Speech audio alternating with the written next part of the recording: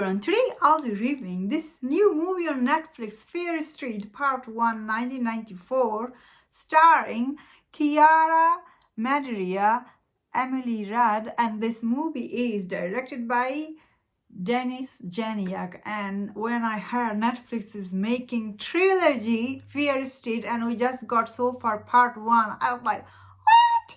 Really? How is gonna be this movie? And we just got so far Part 1. What do I think about Part 1 before I go to the other one? So I thought Part 1, especially when this movie started, I was like, this movie reminded me of Scream, the Scream slasher movie. The other one, a lot of people are saying Elm Street. Those movies I never seen.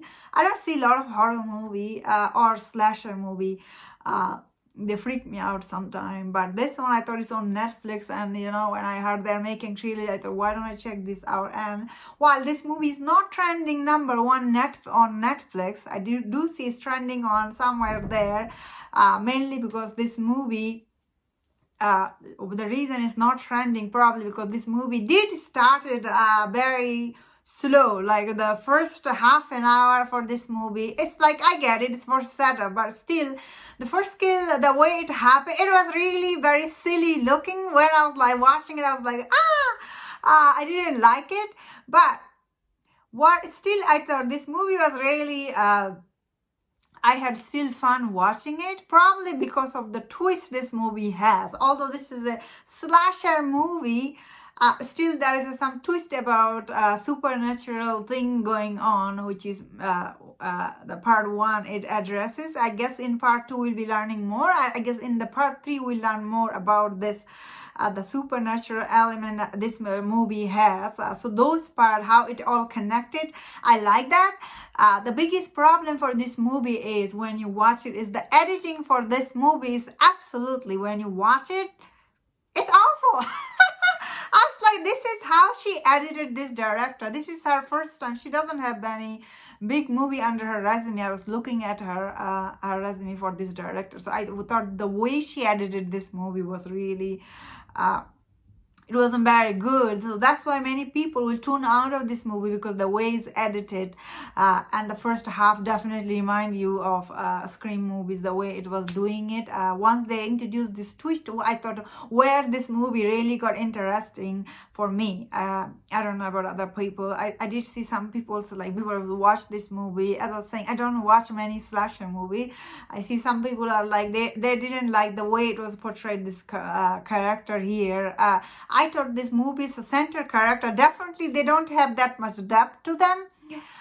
They are like, their acting is, I will say, okay, it's not that good. Especially the center actress, Chiara Madeira. I thought her acting is like often like this.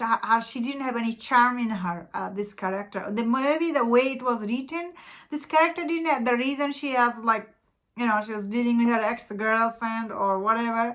I did not like her, the way she was acting. She didn't bring any charm to this character. However, this girl played by Sydney, played by Emily Rudd, however, I really liked her because I thought she had some charm in it in this movie. However, the other character, what is her name? Dina, she didn't have. I understand this movie is based on a book. I don't imagine this movie will be a huge hit for Netflix because, as I was saying, many people will tune out for the first act for this movie.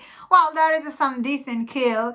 Most kills are end of this movie. Like when you go to the last half of this movie did become interesting. Still so many draggy scenes in this movie. When you watch it, it's really bring down this movie. Overall, still I thought, yeah, sure, we are getting trilogy for this movie. Obviously, Netflix is doing this to catch up with Blumhouse. How Blumhouse movie, they are so cheap to make. So Netflix is thinking, oh, why don't we make this cheap horror movies for our platform so we can get more people to tune in for. Unfortunately, this movie's editing is really so much draggy. Some scene is so bad. Direction ain't great for this movie, especially first act.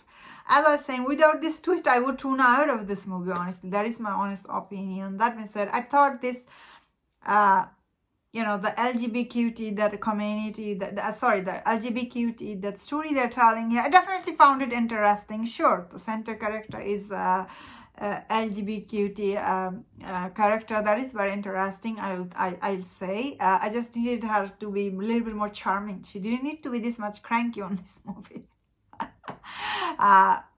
And like the Dina's little brother, the one, his character was interesting. He was smart, giving all the information, but his character, the way he interacted with Dina's friend, the way this thing happened in this movie, I was like, I was really cringe. It was so inappropriate for this movie.